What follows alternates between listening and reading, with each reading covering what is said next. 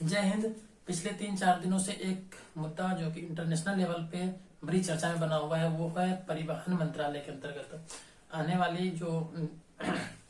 नागरिक उड्डयन है, यानी हवाई जहाज की वायु परिवहन है, उसमें इंडिगो नामक कंपनी जो कि अपनी विमानें रद्द करती थी, जिसकी वजह से बहुत सारे यात्रियों को असुविधा का सामना करना पड़ा और सरकार के प्रति, इंडिगो के प्रति नफरत का भाव उनके अंदर आया, जिससे सरकार और इंडिगो के बीच एक कंट्रोवर्शियल मुद्दा बन गया। इसमें हम आज जानेंगे कि ऐसा क्यों हुआ और आखिर ये ऐसा क्यों होता है, और ये चीज भी जानेंगे कि आखिर भारत में जिस प्रकार से सड़क परिवहन को कंट्रोल करता है ट्रैफिक डिपार्टमेंट, उसी प्रकार से भारत में वायु परिवहन को कौन कंट्रोल करता है, किसके अंतर्गत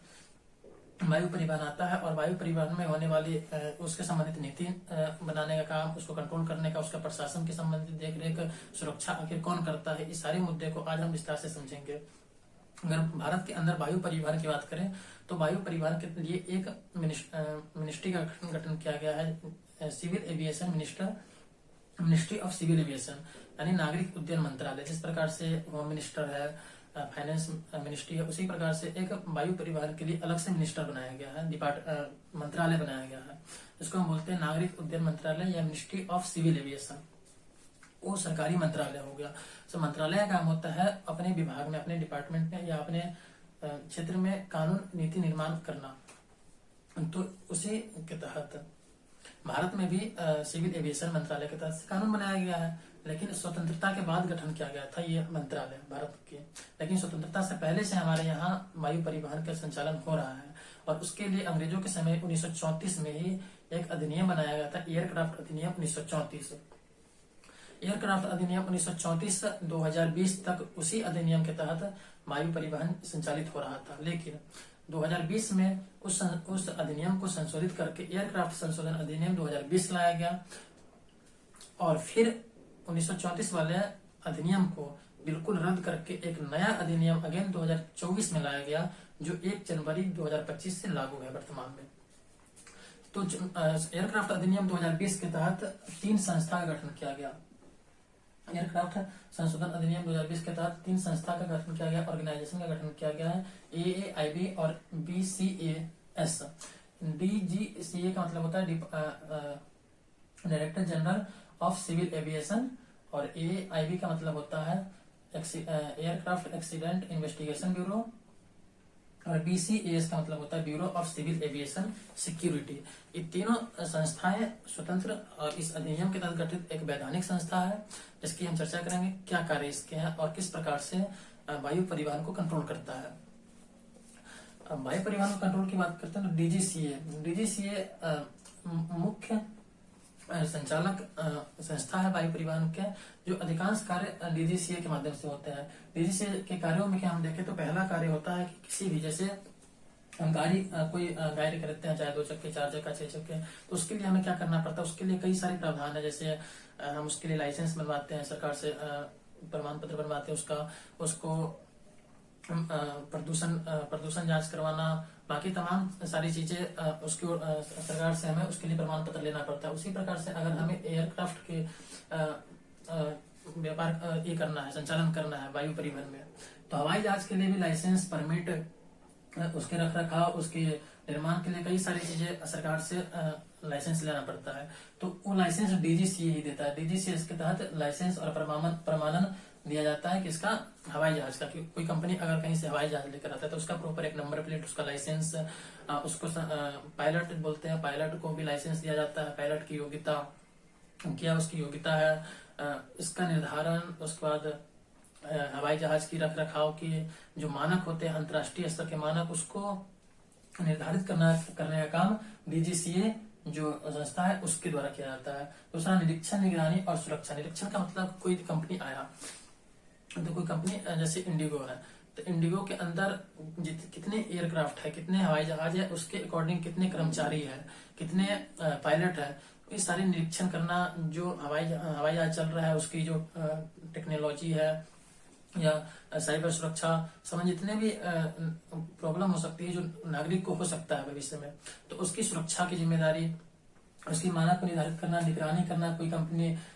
सरकारी रूल का पालन कर रहा है नहीं कर रहा है, नागरिकों की सुरक्षा हो रहा है कि नहीं, नागरिकों के साथ कोई भेदभाव या बर्ताव या किसी प्रकार की परेशानी नहीं हो रहा है, उसकी सारी सुरक्षा की जिम्मेदारी डीजीसीए स्वयं करता है।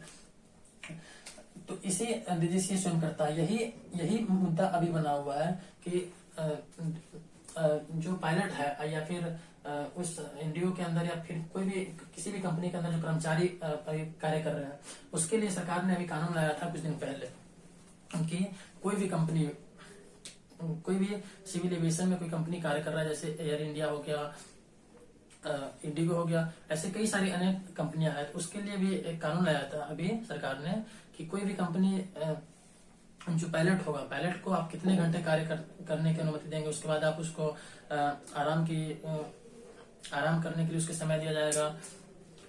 एक दिन में आप किसी कर्मचारी से कितने घंटे काम करवा सकते हैं, कितने एयरक्राफ्ट पे कितने पायलट होने चाहिए,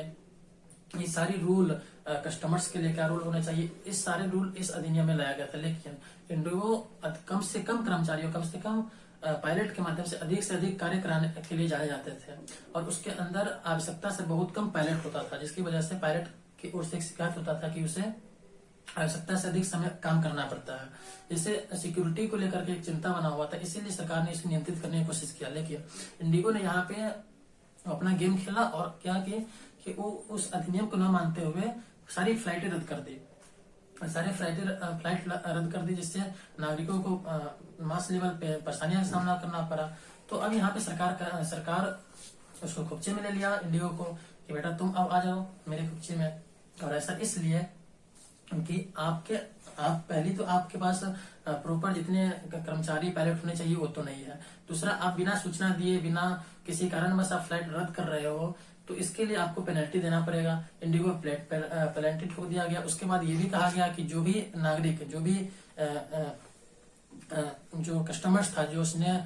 टिकट बुकिंग करवाया था, उस सारे के पैसे रिफंड करना होगा। तो इस प्रकार से डीजीसीए सारी कंट्रोल कौन करता है, सारी चीजों की निगरानी कौन रखता है, डीजीसीए। उसके बाद दुर्घटना, जैसे अभी हमने देखा था कि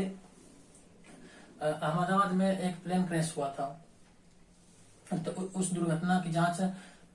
की बात करें तो जांच के लिए एक अलग से बनाया गया है एयरक्राफ्ट एक्सीडेंट इन्वेस्टिगेशन ब्यूरो। जब ये दुर्घटना हुआ था अहमदाबाद में, तो उस दुर्घटना का प्रॉपर जांच करने के लिए कि आखिर क्यों दुर्घटना हुआ, कौन जिम्मेदार था इसके लिए, तो उसका प्रॉपर जांच करने के लिए एक स्वतंत्र निकाय बनाया गया है, एयरक्राफ्ट एक्सीडेंट इन्वेस्टिगेशन ब्यूरो। ये स्वतंत्र इस अधिनियम के तहत बनाया गया है ताकि किसी भी प्रेशर का सामना ना करते हुए स्वतंत्र तरीके से इसकी जांच करें और कारण बताए आखिर क्यों उसका दुर्घटना हुआ, और उसको कारण बताकर डीजीसीए के साथ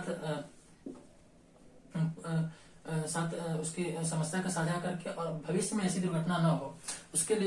लिए सरकार को सुझाव देना और उसे संबंधित नियम बनाना IAIB का काम है। अंतर्राष्ट्रीय संबंध में जैसे भारत या किसी भी देश की जो विमान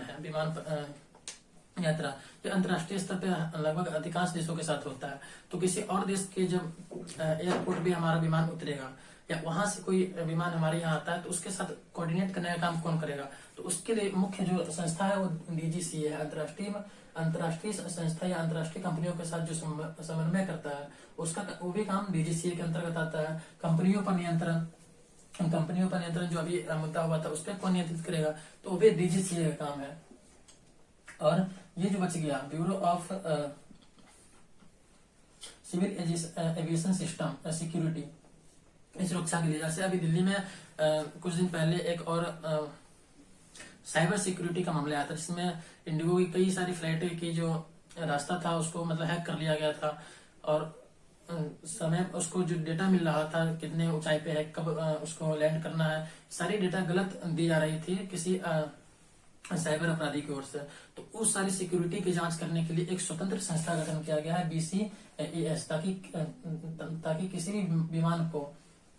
सिक्योरिटी थ्रेट का सामना न करना पड़े। सिक्योरिटी सुनिश्चित करना BCAS का काम है। ये तीनों संस्था आपस में कोऑर्डिनेट करके और भारत के अंदर जितने भी सिविल एविएशन में कार्यरत कंपनियां हैं, जितने भी उससे संबंधित सभी सुरक्षा, निगरानी, लाइसेंस, यहाँ तक कि जहाज निर्माण करने वाली कंपनियों पे भी अगर निगरानी करना हो, उससे संबंधित कोई नियम कानून बनाना हो, सरकार को सलाह देना हो, या फिर उसे कंट्रोल, उसकी सुरक्षा की जिम्मेदारी मात्र ये तीन संस्था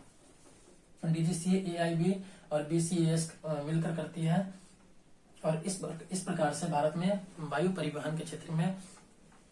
व्यापार और हम आप एक जगह से दूसरी जगह सुरक्षित और खुश होकर जाते हैं। मुझे आशा है कि वीडियो आपको अच्छी लगी होगी। इसमें अगर कोई चीज छूट जाता है या फिर कुछ अगर आपको लगता है तो आप कमेंट बॉक्स में